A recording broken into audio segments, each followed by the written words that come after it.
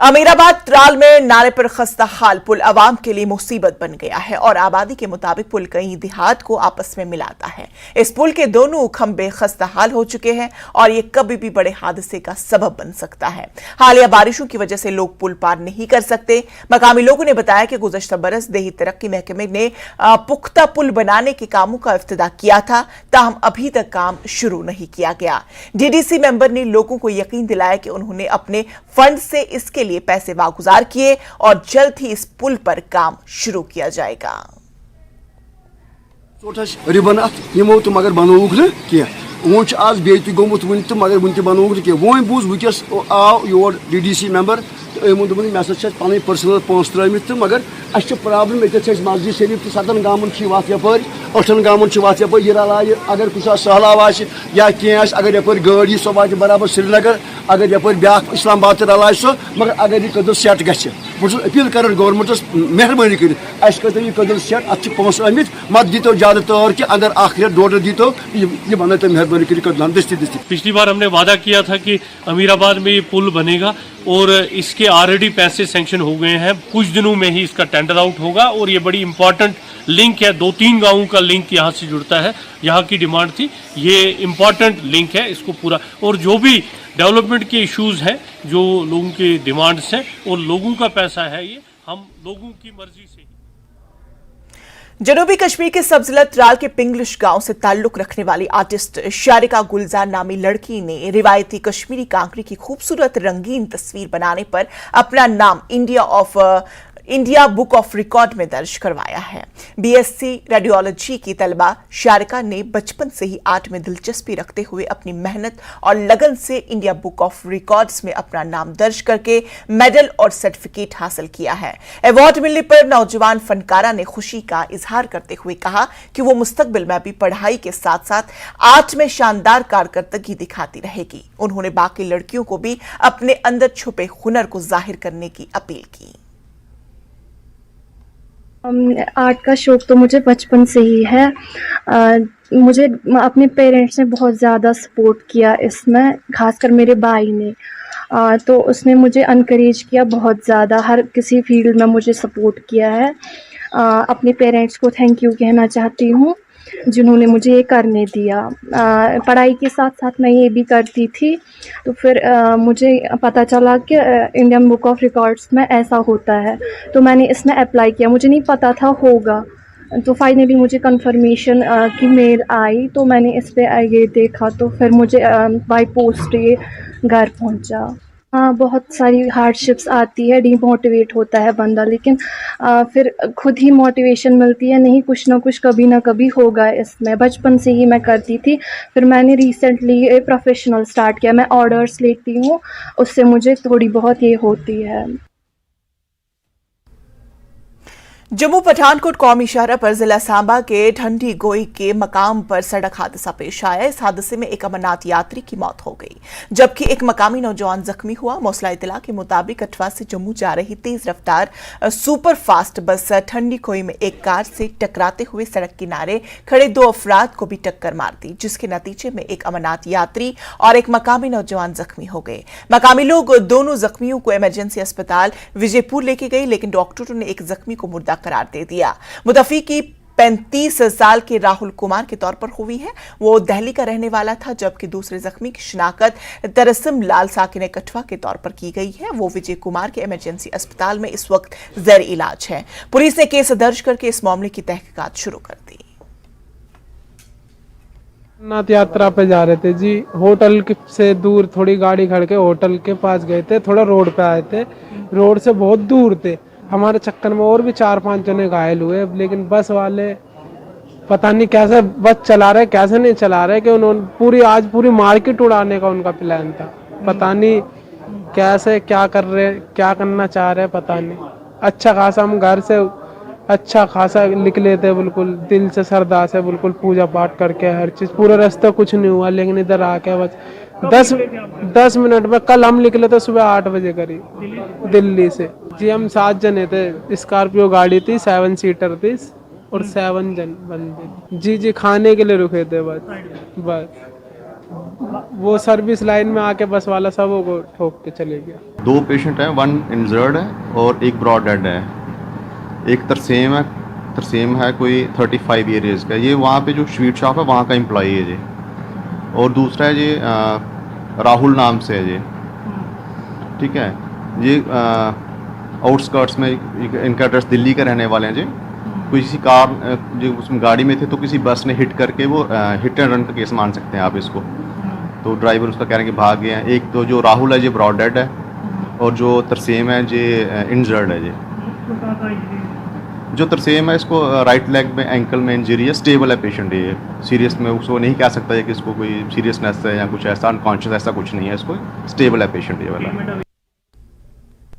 GB Pant अस्पताल के करीब शोरियारशु मंदिर में मां चंदी मच्छलवाली की जगरात्रा की तैयारियां जारी हैं। गुलकार बाहर से आ रहे हैं और इस जगरात्रा में बड़ी तादाद में अकीदतमंदों की शिरकत मुतवक्का है। डीसी श्रीनगर अशोक भट्ट, एजाज हुसैन और मनीष शर्मा और दीगर इस प्रोग्राम में शिरकत कर सकते हैं। शूरियार शिव मंदिर में माता का जागरण करने जा रहे हैं। शूरियार सेवा समिति करवा रही है ये जागरण आज रात को 8 बजे, और सभी को निमंत्रण दिया जाता है कि रात को 8 बजे यहाँ पे आएँ, जितने भी भक्त हैं, और माता का आशीर्वाद प्राप्त करें। जो यहाँ के ऑर्गेनाइज़र हैं, जितने भी जो महंत जी हैं, उनके द्वारा आयोजित किया जा रहा है ये चंडी माता का विशाल जागरण, जो कि हम हर साल करते हैं। और ये 2-3 सालों से कोरोना की वजह से हम नहीं कर पाए थे, वरना ये हर साल होता था। सीपीआईएम के लीडरों की तरफ से शोपियां में एक प्रेस कॉन्फ्रेंस मुनाकिद की गई। शोपियां में होने वाले ऑल इंडिया किसान सभा के बारे में जानकारी दी गई। कम्युनिस्ट पार्टी के लीडरों अब्दुल रशीद पंडित और ज़हूर अहमद ने बड़ी तादाद में इस 2 रोज़ा कॉन्फ्रेंस में शिरकत करने की किसानों से अपील की। हम पहले भी, ये आज का नहीं है कि मोदी जी ने वाशिंगटन से आई, ये पिछले साल आपने नोट नहीं किया होगा कि पिछले साल 1 लाख मीट्रिक टन सेब का उन्होंने किया था एग्रीमेंट, अफगानिस्तान से आया। उसके अगेंस्ट में 6 लाख मीट्रिक टन सेब वहां से आए। वो सेब अफगानिस्तान, ईरान, तुर्की, यानी पूरे जो साउथ एशिया की कंट्री है, वहां से वो सेब यहाँ आया। और उसने क्या किया कि हमारा मार्केट जो पिछले साल है, बड़ा रीजन था कि जो वो कस्टम फ्री माल यहाँ आया, उसने हमारे मार्केट को यहाँ नुकसान पहुंचाया। और हमने 4 अप्रैल को Apple farmers federation of India के बैनर तले जंतर मंतर पर जाकर यहां से भी करीबन 400-500 ग्रोवर जो हैं वो वहां गए, हिमाचल से भी आए और उत्तराखंड से भी आए। वहां पर हमने पूरे दिन वहां धरना दिया और हमने मेमोरेंडम भेजा सरकार को। और उसी की वजह से सरकार ने 2 महीने पहले ऐलान किया था कि हम कस्टम ड्यूटी जो है दोबारा उस पर लगाने जा रहे हैं और 50 रुपए से कम वाला जो सेब यहाँ आ रहा है उसको बंद करेंगे और 50 रुपए से ज्यादा कीमत वाली सेब पर फिर से कस्टम ड्यूटी लगेगी। तो हमारे फार्मर्स में एक खुशी की लहर दौड़ चुकी थी। लेकिन कल दोबारा जो आपने कहा कि मोदी जी वहां अमेरिका गए, कोल्ड स्टोर में हमारी ये जो है मोनोपोली ना हो, उसको हाईजैक ना किया जाए, हमारा कोल्ड स्टोरेज की जो फैसिलिटी है वो आम ग्रोवर को मिले, आम ग्रोवर को मिल जाए, ताकि आने वाले वक्त में ये सनत दोबारा हमारे लिए मुनाफा बख्श बने। मुसलसल बारिशों और बदलते मौसमी हालात की वजह से रवा साल पुलवामा में सेब की फसल पर स्कैब बीमारी फैल रही है। ताहम महकमे बागबानी के माहिरीन का मानना है कि बीमारी कंट्रोल में होने के साथ साथ काश्तकार एहतियाती तदाबीर करना लाजमी है। रवा साल पहले ही सेब के दरख्तों पर शगुफे खिलने के साथ ही मौसम में तब्दीली देखी गई। महकमे बागबानी के माहिरीन ने न्यूज़ 18 के साथ बातचीत करते हुए कहा कि बीमारी पर काबू पाने के लिए वक्त पर जरासीम कश अद्वियात का छिड़काव करना लाजमी है, लेकिन महकमे बागबानी के माहिरीन की राय के बाद ही अद्वियात का छिड़काव करें। मैं बागबानी के माहिरीन है यहाँ पुलवामा के, तो इनसे जानेंगे। शफी साहब, हमें बताइए कि इस वक्त जो मौसमी हालात जो देखे जा रहे हैं, पिछले 1 माह से यहाँ पर देखा जा रहा है कि इससे स्कैब नामी बीमारी जो है सेब की फसल पर लगी है, तो किस हद तक ये अभी तक के कंट्रोल में है और आगे क्या लाहेअमल करना पड़ेगा किसानों को ताकि ये बीमारी ज़्यादा ना फैले? देखिए, जैसा आप देखते हैं कि पिछले 2-3 दिनों से फिर बारिशों का सिलसिला फिर एक बार शुरू हो चुका है। हम बार बार लोगों से, जो हमारे बाग वाले हजरात हैं, उनसे हम बार बार कहते हैं कि जब भी बारिशों का सिलसिला फोरकास्टिंग इसकी होगी बारिश की, तो बारिश से पहले हमें स्प्रे करनी पड़ती है, कवर स्प्रे देनी पड़ती है। अब हम देख रहे हैं कि बहुत से बागात में जो स्कैब आई हुई है, हमने इसका मुशाहिदा किया है कि उन्हीं बागों में स्कैब आई है जिनने जो गैप है, पेस्टिसाइड फाइनसाइडल गैप रखी है 20 दिन 25 दिन, या हमने देखा है कि एक महीने भी हुआ कि उनने कोई अपने बागों में स्प्रे नहीं किया। इस सिलसिले में इस आपकी चैनल से लोगों को ये बात बताना चाहता हूँ कि जैसे ही आप हमारे आज हमारे पास रिसोर्सेज हैं, हमें पता चलता है सोशल मीडिया के ज़रिए या रेडियो टीवी या बाकी पता हमें चलता है कि फोरकास्टिंग कब है, बारिश का सिलसिला कब से शुरू होने वाला है। बारिश से पहले एक स्प्रे ज़रूरी देनी होती है, कवर स्प्रे, फाइनसाइड की एक स्प्रे, सिस्टमिक फाइनसाइड देना ज़रूरी होता है। अब हमने क्या देखा है कि कुछ लोग समझते हैं कि हमारे बागों में स्कैब नहीं है, चलो अगर हम दवाई करेंगे भी नहीं, हमारे बागों में अब स्कैब नहीं आएगी। क्योंकि अगर उनकी जो हमसाया का बाग होगा या विदिन 1 किलोमीटर के रेंज में जो भी बाग हो, इसमें अगर स्कैब होगी तो उनके बागों तक भी वो सेकेंडरी स्कैब पहुंच सकती है।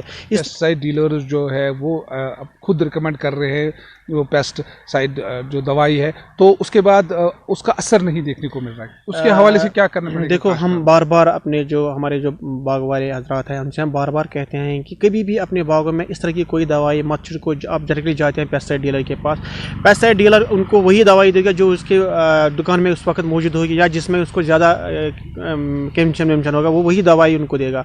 इनके लिए ज़रूरी है कि आज आप देखिए कि अगर उनके पास टाइम नहीं है हॉर्टिकल्चर ऑफिस आने के, हमारे नंबरात हर एक के पास हैं। हम मीडिया के ज़रिए की भी, सोशल मीडिया के ज़रिए भी अपने नंबरात रोज़ हम एडवाइजरी इशू करते हैं। उसके नीचे हम जो हमारे ऑफिसर हैं डिस्ट्रिक्ट पुलवामा में, उनके नंबर भी उसमें देते हैं।